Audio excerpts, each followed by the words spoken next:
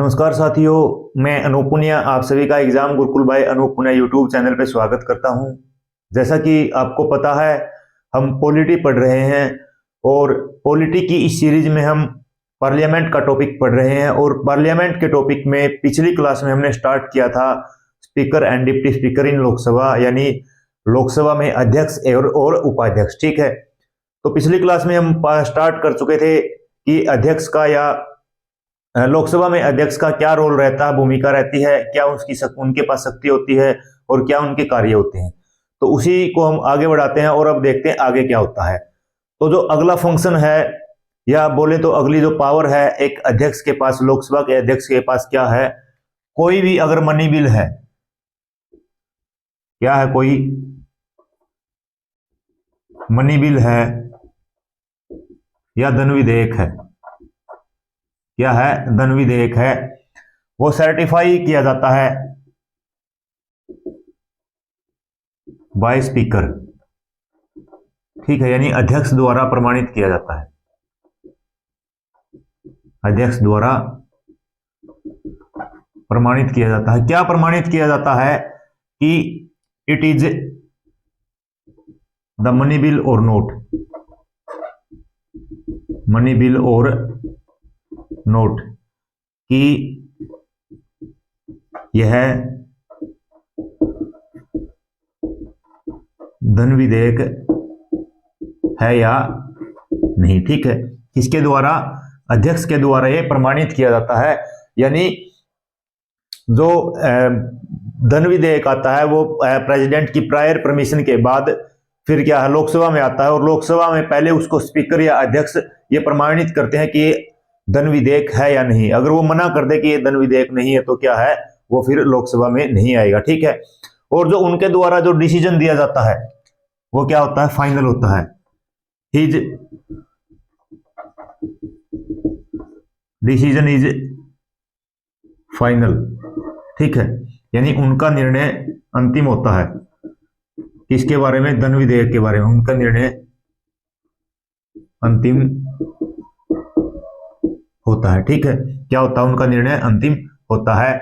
और जो money bill है ये किसमें है, ये आर्टिकल 110 में है, अनुच्छेद 110 में है। ठीक है, अनुच्छेद 110 में है। और आपको ये भी पता होगा, अभी मैंने बताया जो धन विधेयक को क्या कहां लेके आ जाता है, यही लिख लो आप, बाद में भी फिर रिपीट हो जाएगा तो रिवाइज हो जाएगा। ब्रोट इन लोकसभा, ब्रोट इन लोकसभा यानी लोकसभा में लेके आ जाता है, लोकसभा में लाया जाता है, लोकसभा में लाया जाता है। और किसके साथ, अभी बताया था, prior permission of, with prior permission of, prior permission of president, यानी राष्ट्रपति की पूर्व सहमति से, राष्ट्रपति की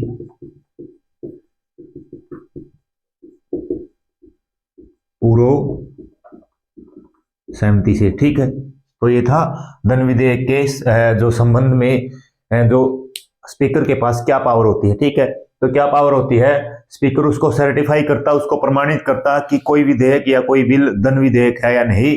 और स्पीकर के द्वारा जो लिया गया डिसीजन वो क्या होता है, अंतिम होता है। धन विधेयक अनुच्छेद 110 में होता है और वो सबसे पहले लोकसभा में लेके आ जाता है और किसके साथ ही, राष्ट्रपति की पूर्व परमिशन से, पूर्व अनुमति से। ठीक है, पूर्व अनुमति से, पूर्व सहमति नहीं, पूर्व अनुमति से। ठीक है, पूर्व अनुमति से। ठीक है, उसके बाद अगली क्या पावर है, फिर अगला क्या फंक्शन है जो स्पीकर ऑफ लोकसभा है। अगला जो है वो जो ज्वाइंट सीटिंग होती है, संसद के दोनों सदनों की, राज्यसभा और लोकसभा की जो ज्वाइंट सीटिंग होती है उसकी अध्यक्षता भी कौन करते हैं, उसकी अध्यक्षता भी लोकसभा के स्पीकर ही करते हैं। ठीक है, यानी वो प्रिजाइडिंग ऑफिसर होते हैं, किसके, प्रिजाइडिंग ऑफिसर होते हैं वो ज्वाइंट सीटिंग के।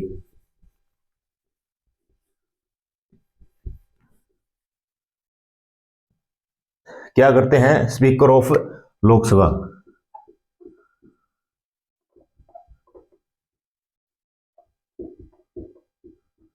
ठीक है, यानी लोकसभा के अध्यक्ष,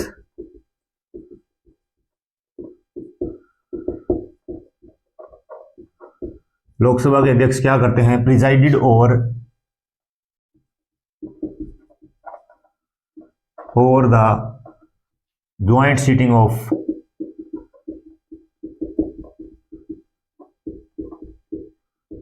लोकसभा एंड राज्यसभा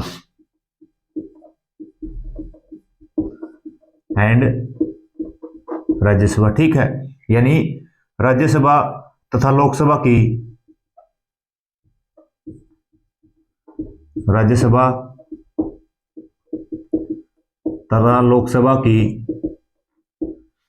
संयुक्त बैठक की अध्यक्षता करते हैं। संयुक्त बैठक की अध्यक्षता करते हैं, ठीक है। संयुक्त बैठक की अध्यक्षता करते हैं। तो ज्वाइंट सीटिंग होती है, वो भी पता होगा आपको। ज्वाइंट सीटिंग आगे भी पढ़ेंगे हम, लेकिन यहां पे भी देख लेते हैं। संयुक्त बैठक ये क्या है? राष्ट्रपति के द्वारा बुलाई जाती है, समन्ड बाय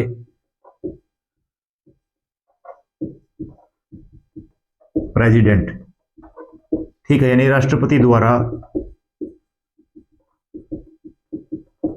बुलाई जाती है या बुलाई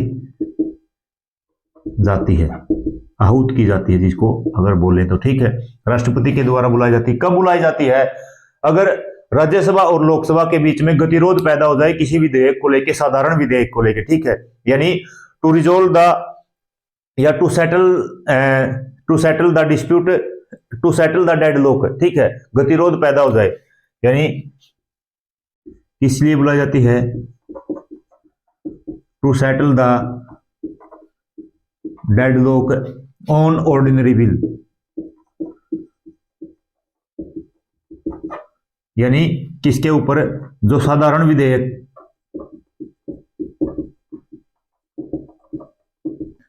साधारण विधेयक पर गतिरोध को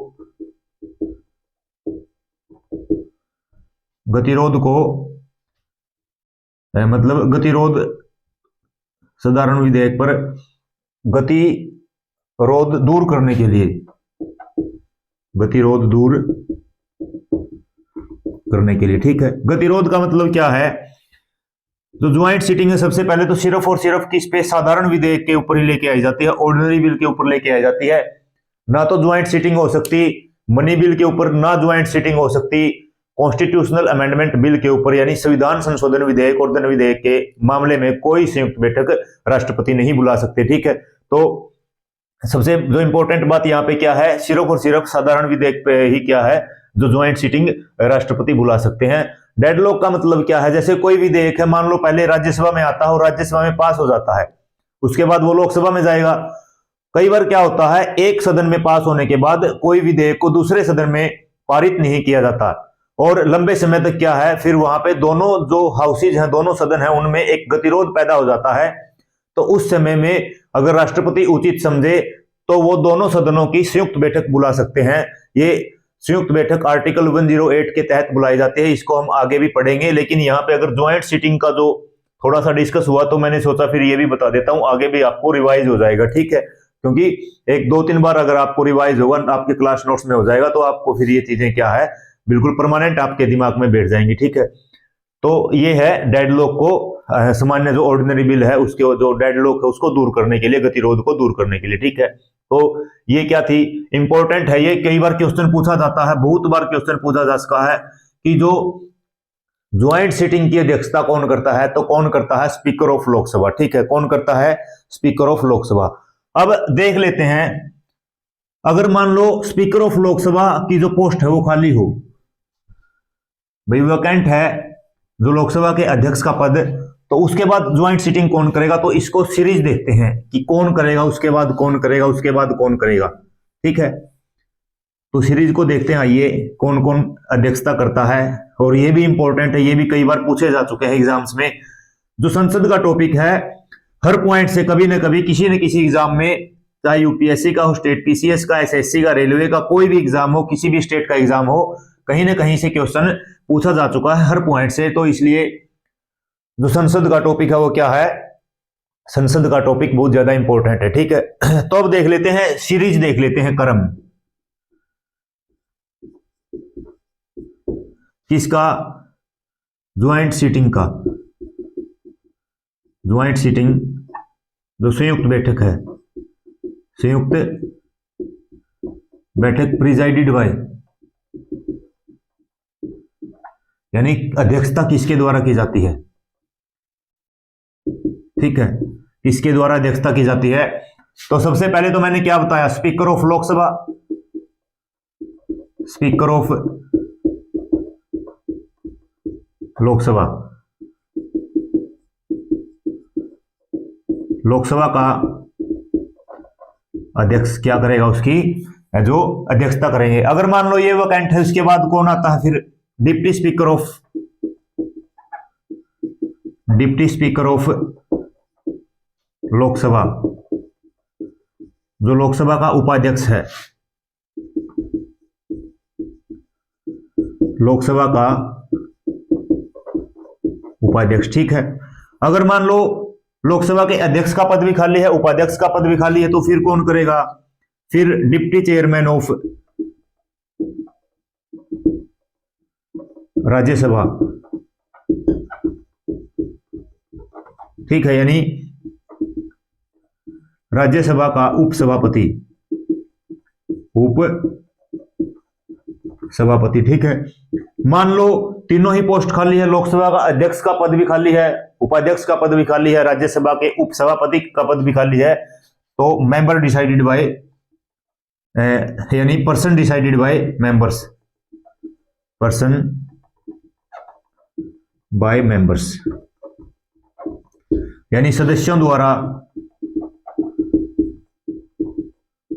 सदस्यों द्वारा जो चुना हुआ व्यक्ति है, ठीक है, सदस्यों द्वारा आपस में तय किया हुआ व्यक्ति, आपस में तय व्यक्ति, ठीक है, समझ गए होंगे मैं क्या कहना चाहता हूं। कोई भी जो व्यक्ति है जो सदस्यों के द्वारा फिर क्या है वो डिसाइड कर लिया जाता है, ठीक है। देखो एक बार फिर देख लेते हैं सीरीज। अगर ज्वाइंट सीटिंग में लोकसभा के अध्यक्ष का पद, अगर मतलब लोकसभा का अध्यक्ष है तो इसका मतलब क्या है, लोकसभा का अध्यक्ष अध्यक्षता करेगा। लेकिन मान लो लोकसभा के अध्यक्ष की जो का पद है वो खाली है, तो फिर लोकसभा का उपाध्यक्ष जो क्या अध्यक्षता करेंगे। मान लो दोनों पद खाली हैं तो राज्यसभा का उपसभापति क्या करेगा, राज्यसभा का उपसभापति संयुक्त बैठक की अध्यक्षता करेगा। अगर मान लो तीनों पद खाली है तो फिर क्या है, सदस्य आपस में क्या है डिसाइड करते हैं कि कौन अध्यक्षता करेगा, ठीक है। अब आप ये बोलोगे जो डिप्टी चेयरमैन से पहले यहां पे चेयरमैन आ सकता था, क्या चेयरमैन आ सकता था, और आपको पता है चेयरमैन कौन होता है, वाइस प्रेसिडेंट। और आपको यह भी पता होगा जो वाइस प्रेसिडेंट होता है वो राज्यसभा का सदस्य नहीं होता। और लेकिन यहां पे अध्यक्षता करनी है ज्वाइंट सीटिंग की। ज्वाइंट सीटिंग में लोकसभा भी है और लोकसभा के जो सदस्य क्या सारे के सारे निर्वाचित होते हैं। लेकिन यहां पे जो चेयरमैन है वाइस प्रेसिडेंट, क्योंकि आपको पता है जो एक्स ऑफिशियो चेयरमैन होते हैं क्या, वाइस प्रेसिडेंट राज्यसभा के पदेन सभापति उपराष्ट्रपति होते हैं। और ज्वाइंट सीटिंग में राज्यसभा के जो सभापति या कहें तो उपराष्ट्रपति कभी भी अध्यक्षता नहीं करते, ठीक है। इस क्रम को आप याद रखना, कई बार इससे क्वेश्चन पूछा जा चुका है। अगर ज्वाइंट सीटिंग में लोकसभा के अध्यक्ष का पद खाली है तो ज्वाइंट सीटिंग या संयुक्त बैठक की अध्यक्षता कौन करेगा, तो कौन करेगा, फिर लोकसभा का उपाध्यक्ष करेगा, ठीक है। तो ये इंपॉर्टेंट है। उसके बाद देखते हैं जो लोकसभा का अध्यक्ष है, जब वोटिंग के टाइम में उसकी क्या भूमिका रहती है, यानी किसी विधेयक को लेके अगर सदन में या लोकसभा में वोटिंग होती है, मत होता है, अगर मतदान के समय उनकी क्या भूमिका रहती है, ठीक है, उसके बारे में देखते हैं क्या भूमिका रहती है उनकी। तो जो लोकसभा अध्यक्ष है, स्पीकर इन लोकसभा,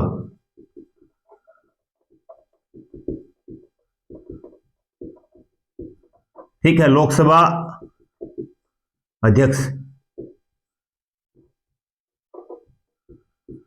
लोकसभा अध्यक्ष क्या है, डज नॉट एक्सरसाइज फर्स्ट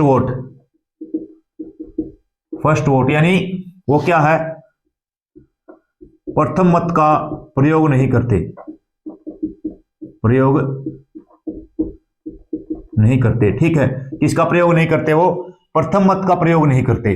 प्रथम मत का मतलब क्या है, मान लो कोई विधेयक है सदन में, लोकसभा में लेके आ जाता है, तो जो अध्यक्ष हैं, अध्यक्ष ये पूछते हैं कि कौन इस विधेयक के खिलाफ है, कौन इस विधेयक के समर्थन में है, वो होता है प्रथम मत। ठीक है, यानी फर्स्ट वोट होता है वो। तो उस समय पे क्या है, जो अध्यक्ष है वो वोट नहीं करते, सिर्फ और सिर्फ जो अन्य मेंबर है अध्यक्ष के अलावा वो वोट करते हैं। अध्यक्ष कब वोट करेंगे, अध्यक्ष वोट करेंगे जब क्या हो जाए, टाई हो जाए, यानी समर्थन में और जो खिलाफ है दोनों की संख्या बराबर हो जाए, तो फिर क्या है, अध्यक्ष एक निर्णायक मत का प्रयोग करते हैं। यानी जो स्पीकर है वो exercise casting vote, only casting vote, only casting vote. Casting vote का मतलब निर्णायक मत, केवल निर्णायक मत का प्रयोग करते हैं, निर्णायक मत का प्रयोग करते हैं। ठीक है, केवल क्या करते हैं, वो निर्णायक मत का प्रयोग करते हैं। निर्णायक मत कास्टिंग, जो निर्णायक मत है या कास्टिंग वोट का मतलब क्या है, जब किसी भी विधेयक के समर्थन में और उस विधेयक के खिलाफ दोनों की संख्या बराबर हो, तो फिर जो निर्णायक मत है, यानी अगर जो लोकसभा के अध्यक्ष उस विधेयक के खिलाफ वोट कर देंगे तो विधेयक को क्या है, वहीं समाप्त हो जाएगा। और अगर लोकसभा के अध्यक्ष जो विधेयक है या बिल है उसके समर्थन में अगर मत करते हैं, वोट करते हैं, तो फिर क्या है, वो विधेयक वहां पारित हो जाएगा। ठीक है, यानी लोकसभा क्या है, जो लोकसभा के अध्यक्ष क्या है, वो प्रथम मत या फर्स्ट वोट का प्रयोग नहीं करते, वो सिर्फ कास्टिंग वोट या निर्णायक मत का प्रयोग करते हैं। ठीक है, ये हो गया। अब जो वोट है वो आपको पता ही है, या तो जैसे जिसको वॉइस वोट बोलते हैं, ध्वनि मत बोलते हैं, कि वैसे ही पूछ लिया जाता है। कोई अगर यस में है तो अयस बोला जाता है, अगर नो में है तो नेस बोला जाता है, AYES। ठीक है, AYES अगर यस में है तो कोई, और अगर नो में है तो नेस बोला जाता है। ठीक है, ऐसे बोला जाता है और फिर इनको गिन लिया जाता है। इसको बोलते हैं हम, इसको बोलते हैं यानी जो वॉइस मत या ध्वनि मत जिसको बोला जाता है। एक होता है डिवीजन वोट। डिवीजन वोट में क्या, सिग्नल दबाए जाते हैं। अगर कोई व्यक्ति यस में है तो ग्रीन सिग्नल है, अगर कोई व्यक्ति नो में है तो क्या है, रेड सिग्नल, और अगर कोई न्यूट्रल है, वोट ही नहीं देना चाहता, तो वो क्या है, व्हाइट सिग्नल उसके द्वारा दिया जाता है। ठीक है, तो ये था जो मतदान से रिलेटेड, जो वोट से रिलेटेड स्पीकर के पास क्या क्या पावर है। ठीक है, उसके बाद अगला देखते हैं हम कि जो लोकसभा के अध्यक्ष को हटाया जाता है, मतलब कोई रिजोल्यूशन आया हुआ है उनको रिमूव करने का लोकसभा में, तो उनके पास उस समय पे क्या शक्ति है, क्या उनके पास उनका कार्य है, क्या वो उनकी भूमिका रहती है उस समय पे। ठीक है, तो ये है आर्टिकल 96 में। आर्टिकल 96 में देखते हैं क्या है। आर्टिकल 96 में है resolution of removal of, resolution of removal of speaker of Lok Sabha, speaker of Lok Sabha is under consideration. यानी लोकसभा में है, यानी लोकसभा अध्यक्ष को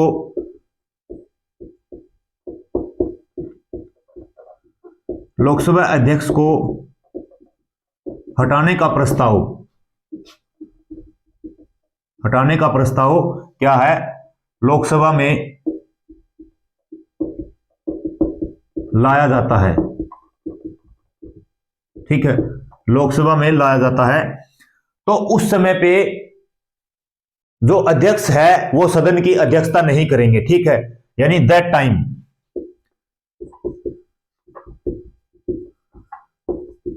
उस समय the house is presiding bye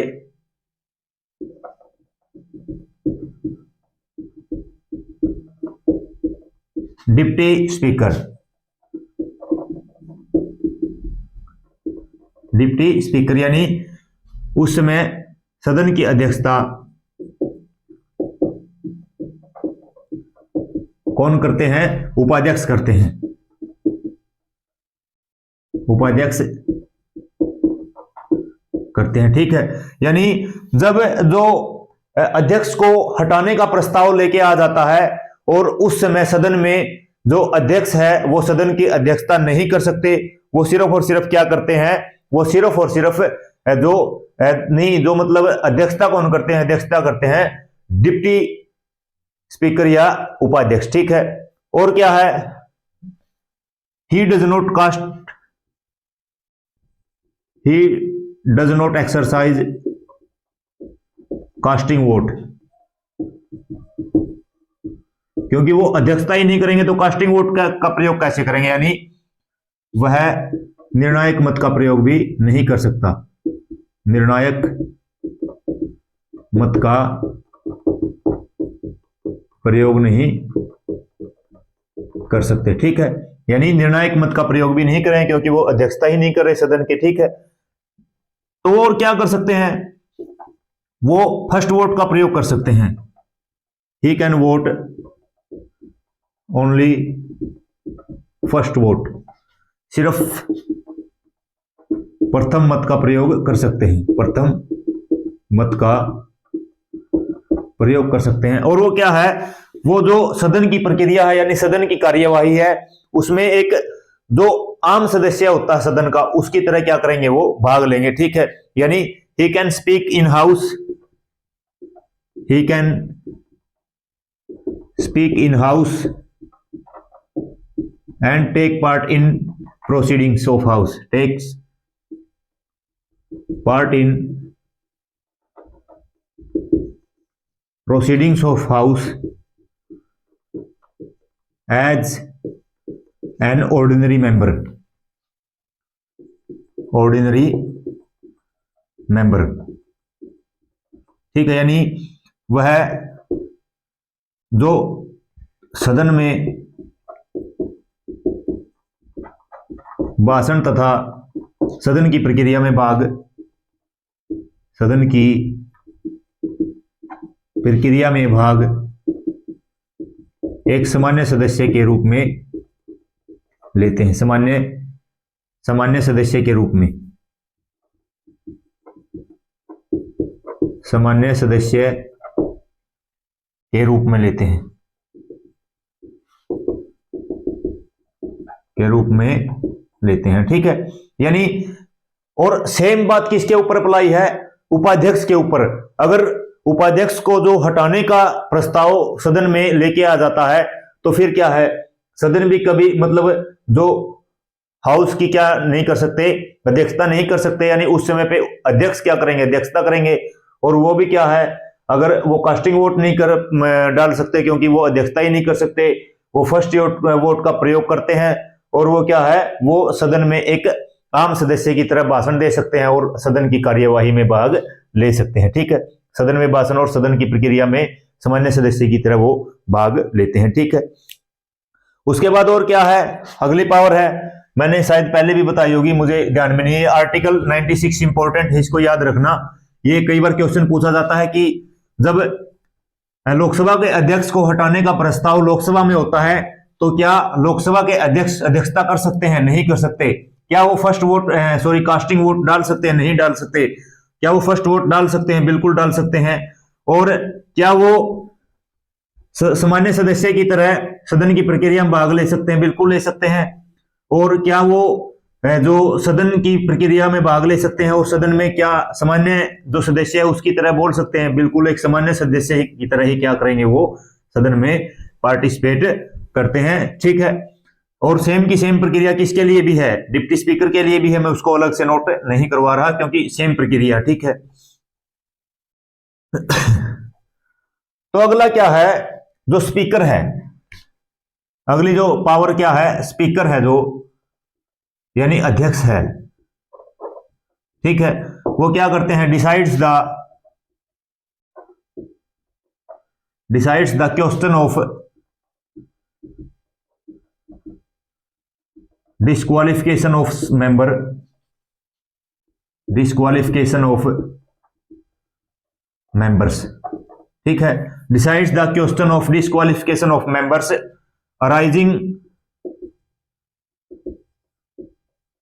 on the ground of anti defection, on the grounds of anti defection. ठीक है, यानी जो अध्यक्ष हैं वो निर्णय लेते हैं किसके ऊपर, जो दल बदल कानून के तहत जो भी अयोग्यता किसी भी सदस्य की होती है। ठीक है, यानी क्या है, दल बदल के आधार पे, दल बदल के आधार पर, दल बदल के आधार पर सदस्य की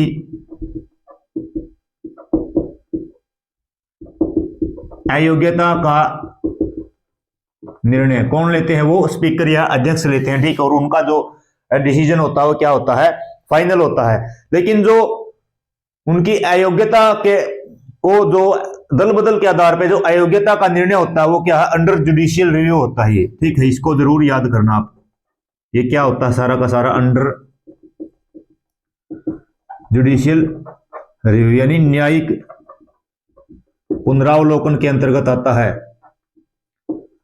पुनरावलोकन न्यायिक समीक्षा के अंतर्गत क्या है, ये आता है। यानी फिर क्या है, कोर्ट अगर न्यायालय चाहे तो, अगर न्यायालय में चुनौती दी जाती है तो फिर क्या है, वो जो सदन में जो किसी भी व्यक्ति को दल बदल कानून के तहत अयोग्य घोषित किया जाता है, वो व्यक्ति न्यायालय में चुनौती दे सकता है किसके, स्पीकर के जो डिसीजन है उसको। ठीक है, यानी अध्यक्ष के निर्णय को। ठीक है, यानी अंडर जुडिशियल रिव्यू ये चीज है। ठीक है, उसके बाद और क्या है, जो स्पीकर है वो क्या कर सकते हैं, अलाउ करते हैं सीक्रेट मीटिंग। और जो सीक्रेट मीटिंग की जो रिक्वेस्ट कौन करते हैं, सदन के नेता, leader of the house. Lok Sabha में जैसे कौन होता है लीडर ऑफ द हाउस, प्रधानमंत्री होते हैं, और वो क्या कर सकते हैं, वो जो सीक्रेट मीटिंग की रिक्वेस्ट कर सकते हैं। ठीक है, जो स्पीकर है क्या कर सकते हैं, can allow secret meeting of house, meeting of the house. ठीक है, यानी सदन की गुप्त बैठक। ठीक है, सदन की गुप्त बैठक की अनुमति। गुप्त बैठक का मतलब क्या होता है, जैसे जो दर्शक दीर्घा होती है उसमें भी क्या है, बिना अध्यक्ष की अनुमति के कोई नहीं बैठ सकता। जो और जो मीडिया होता है वो भी क्या है, वो भी उसको जो मीटिंग, जो गुप्त मीटिंग होती है या सीक्रेट मीटिंग होती है, गुप्त बैठक होती है, उसको भी मीडिया कवरेज नहीं दे सकता, मीडिया कवर नहीं कर सकता अध्यक्ष की अनुमति के बिना। ठीक है, उसके बाद अगर जो स्पीकर और डिप्टी स्पीकर किसी भी कमेटी में है, ठीक है, पार्लियामेंट्री कमेटी में है, यानी स्पीकर और डिप्टी स्पीकर, स्पीकर और डिप्टी स्पीकर, अध्यक्ष या उपाध्यक्ष क्या है, इन पार्लियामेंट्री कमेटी, यानी कमेटी में है या समिति में है, तो फिर ये यही क्या होंगे, ये चेयरमैन हो गए। They will be chairman of the committee, committee. ठीक है, अगर जिस भी संसद की समिति के सदस्य हो गए या तो स्पीकर या डिप्टी स्पीकर, तो वो क्या हो गए, वो ही फिर क्या हो गए, चेयरमैन हो गए। ये कंपलसरी है, यानी फिर वे क्या है, अध्यक्ष होंगे, समिति के अध्यक्ष होंगे। ठीक है, यानी उस समिति के वो क्या हो गए, उस समिति के वो अध्यक्ष होंगे। ठीक है, और जो एक और जो फंक्शन है वो क्या है, वो है जो स्पीकर है, अध्यक्ष है लोकसभा का, वो क्या कर सकते हैं, वो सदन का वो अर्जन कर सकते हैं या स्थगन कर सकते हैं। क्या कर सकते हैं, स्थगन कर सकते हैं। स्थगन का मतलब क्या होता है, स्थगन का मतलब होता है मीटिंग को सस्पेंड, जो बैठक है यानी जो सीटिंग है उसको क्या करना, उसको सस्पेंड वो कर सकते हैं। ठीक है, यानी जो स्पीकर है वो क्या कर सकते हैं, अर्जन द हाउस या adjourn the Lok Sabha, adjourn the sitting of Lok Sabha, sitting of Lok Sabha. ठीक है, जो लोकसभा की बैठक को स्थगन कर सकते हैं, लोकसभा की बैठक को स्थगित कर सकते हैं वो। ठीक है, स्थगित का मतलब क्या होता है? स्थगित का मतलब होता है कि जो प्रोसीडिंग है, जो बैठक है लोकसभा की, वो चली हुई है और जो लोकसभा के अध्यक्ष हैं वो उसको कुछ समय के लिए या कुछ दिन के लिए उसको क्या कर सकते हैं? निलंबित कर सकते हैं। वो सारी बातें आगे पढ़ेंगे। जो एडजर्नमेंट दो प्रकार का होता है। ठीक है, जो स्थगन होता है वो दो प्रकार का होता है। एक होता है सिंपल एडजर्नमेंट, यानी जो सामान्य स्थगन होता है। सामान्य स्थगन में जो अगली बैठक होती है उसकी तारीख बता दी जाती है। एक होता है साइन डाई एडजर्नमेंट, यानी साइन डाई एडजर्नमेंट स्थगन जो होता है उसमें जो नेक्स्ट जो मीटिंग होती है, सीटिंग होती है, अगली बैठक होती है, उसकी जो तिथि है वो नहीं बताई जाती। मतलब अनिश्चित काल के लिए स्थगन जो सदन है उसको स्थगित कर दिया जाता है। ये होता है। अब देखो यहाँ पे स्थगन कौन करता है? स्थगन की पावर किसके पास है? स्थगन की पावर है अध्यक्ष के पास। जो बैठक को बुलाता कौन है? यानी अगर बात करें सीटिंग है, जो बैठक है, ठीक है, जो सत्र है उसको बुलाता कौन है? उसको बुलाता है प्रेसिडेंट। समन करते हैं। ठीक है, क्या करते हैं? समन मतलब बुलाना। और उसको जो प्रोरोगेशन भी कौन करते हैं? सत्रावसान भी कौन करते हैं? प्रेसिडेंट करते हैं। यानी जो सिटिंग को या जो सेशन है, सत्र है, उसको भी खत्म भी कौन करता है? उसको खत्म भी जो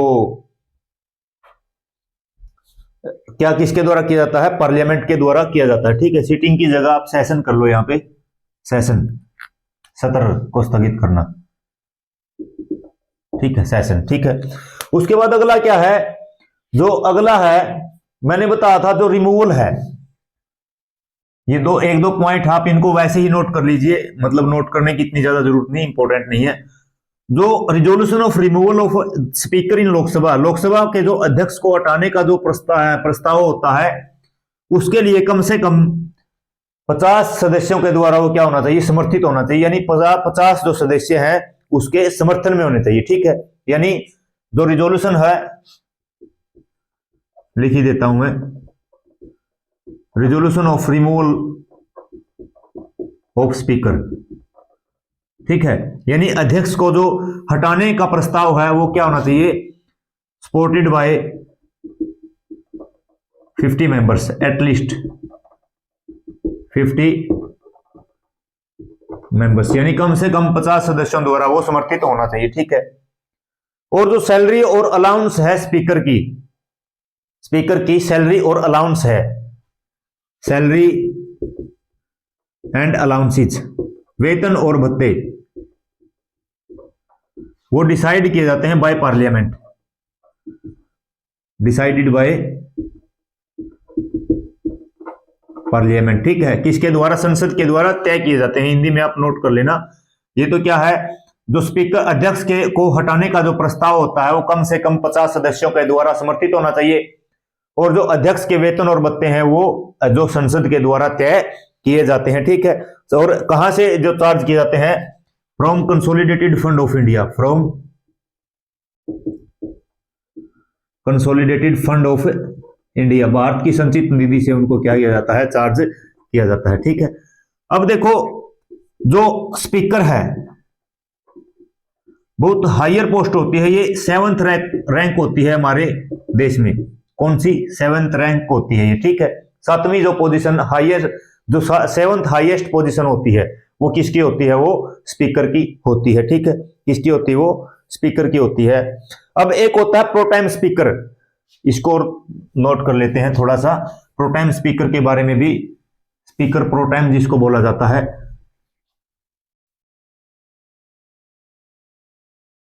क्योंकि कभी कभी क्वेश्चन पूछ लिया जाता है।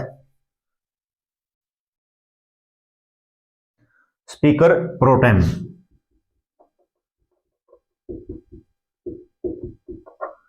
स्पीकर प्रोटाइम क्या होता है? जैसे ही नई लोकसभा चुन के आती है, चुनाव के बाद नई लोकसभा चुन के आती है, और नई लोकसभा चुनने के ये तो है नहीं लोकसभा चुनी, बैठक हुई, बैठक में सबसे पहले अध्यक्ष चुना जाएगा, नहीं। जो सीनियर मोस्ट मेंबर होता है सदन का, उसको राष्ट्रपति के द्वारा क्या कर लिया जाता है? अपॉइंट किया जाता है स्पीकर प्रोटेम, यानी अपॉइंटेड बाय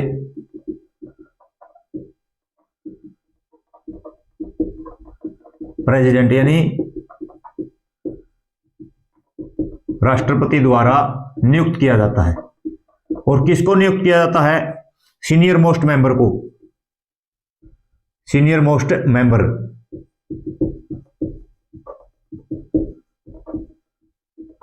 यानी वरिष्ठतम सदस्य को, वरिष्ठतम सदस्य को।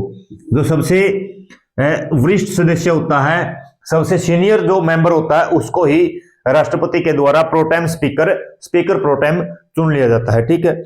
और जो प्रोटेम स्पीकर को ओथ किसके द्वारा दिलाई जाती है? प्रेसिडेंट के द्वारा ही। ओथ या शपथ किसके द्वारा? बाय प्रेसिडेंट, राष्ट्रपति द्वारा शपथ, राष्ट्रपति द्वारा। ठीक है, किसके द्वारा? राष्ट्रपति के द्वारा शपथ दिलाई जाती है। और जो इनका फंक्शन या इनका कार्य क्या होता है? ये जो सदन के सभी सदस्य होते हैं, अब इनको शपथ दिलाने के बाद सदन के सभी सदस्य होते हैं, उनकी कौन को क्या दिलानी होती है? शपथ दिलानी होती है, यानी administered the oath of all the members of the house, all the members of the house. ठीक है, यानी सदन के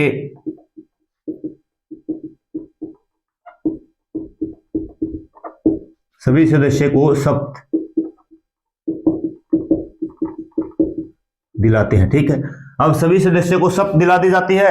उसके बाद जैसे ही जो अध्यक्ष की जो चुनाव की तिथि राष्ट्रपति द्वारा तय की जाती है, और उस तिथि को जैसे ही अध्यक्ष का चुनाव होता है और अध्यक्ष का चुने जाने के बाद फिर क्या है, जो स्पीकर प्रोटेम की जो पोस्ट है वो क्या हो जाती है? अपने आप ही खाली हो जाती है या खत्म हो जाती है। और फिर जो स्पीकर प्रोटेम जो सीनियर मोस्ट मेंबर जो नियुक्त किए गए थे, वो एज ए ऑर्डिनरी मेंबर फिर क्या होते हैं? सदन में उपस्थित रहते हैं। ठीक है, तो ये था स्पीकर प्रोटेम का जो पोस्ट होता है। ठीक है, तो यहाँ पे जो स्पीकर एंड डिप्टी स्पीकर है लोकसभा का, वो क्या टॉपिक वो खत्म होता है। ठीक है, तो उम्मीद करता हूं सभी चीजें आपको अच्छे तरीके से समझ में आई होगी और सभी चीजों को आप नोट जरूर कर रहे होगे। और जो चीजें आप नोट कर रहे हैं उनको रिवाइज भी जरूर करना, क्योंकि 2-4 बार अगर रिवाइज कर लोगे तो आप इनको कभी नहीं भूलोगे। और जो भी टॉपिक हमने अब तक पढ़े हैं, जिस भी टॉपिक को हम क्लास में कवर कर चुके हैं, उनको रिवाइज जरूर करना। रिवाइज करने के बाद आप जिस भी एग्जाम की तैयारी कर रहे हो, कोई यूपीएससी कर रहा, स्टेट पीसीएस की या एसएससी रेलवे, जिस भी एग्जाम की आप तैयारी कर रहे हो, उसके प्रीवियस ईयर क्वेश्चन उठा के जरूर देखना। आप जो मैक्सिमम से मैक्सिमम क्वेश्चन सोल्व करने में क्या है, कैपेबल होंगे। और इसी अथक प्रयास के लिए, इसी अथक मेहनत के साथ आप क्या है, अपनी जो तैयारी को जारी रखिए, मेहनत करते रहिए। अभी जो समय चला हुआ है, कड़ाके की ठंड का जो समय चला हुआ है, थोड़ा सा बच के अपने आप को ठंड से बचा के पढ़ते रहिए, मेहनत करते रहिए। एक दिन आपकी मेहनत रंग जरूर लाएगी। और उम्मीद करते हैं कि आप अच्छे से जो अपने एग्जाम की प्रिपरेशन करके अच्छी सी पोस्ट के ऊपर सेलेक्ट हो, और सेलेक्ट होने के बाद आप किसी न किसी भी जो एस्पिरेंट्स, किसी भी सदस्य को डायरेक्ट या इनडायरेक्ट रूप से आप मदद जरूर करना, क्योंकि जो सफलता होती है उसको आप कभी जिंदगी में हावी मत होने देना। अगर सफलता आपके मन के ऊपर हावी हो जाती है, आपके दिमाग के ऊपर हावी हो जाती है, तो फिर आप किसी चीज की कदर नहीं करोगे। तो मैं ये उम्मीद आपसे करता हूं, अगर आप कामयाब हो जाओगे जब जिंदगी में, कम से कम एक जो तैयारी करने वाला स्टूडेंट है उसकी हेल्प आप जरूर करना, चाहिए किसी भी तौर पे करना। मैं ये नहीं कह रहा कि आप आर्थिक रूप से कीजिए, मैं ये नहीं कह रहा कि आप किसी और रूप से, आपका जैसा भी मन माने उस आधार पे आप उस बच्चे की जो आपके कांटेक्ट में है, आपको लगे कि इस बच्चे को जो सहायता की जरूरत है उसकी सहायता जरूर करना। और उम्मीद करता हूं कि आप इन चीजों के ऊपर खरे भी उतरेंगे। और अगर आप हमारे चैनल पे फर्स्ट टाइम विजिट कर रहे हो तो चैनल को सब्सक्राइब करना, लाइक करना, वीडियो को शेयर करना, और कमेंट में बताना जो स्पीकर और डिप्टी स्पीकर की क्लास आपको कैसी लगी। और इस प्यार के लिए, इस सहयोग के लिए, इस समर्थन के लिए जो आप लोग इस चैनल के ऊपर अपना बनाए हुए हो, उसके लिए आप सभी को बहुत बहुत धन्यवाद। Thank you. जय हिंद, जय भारत।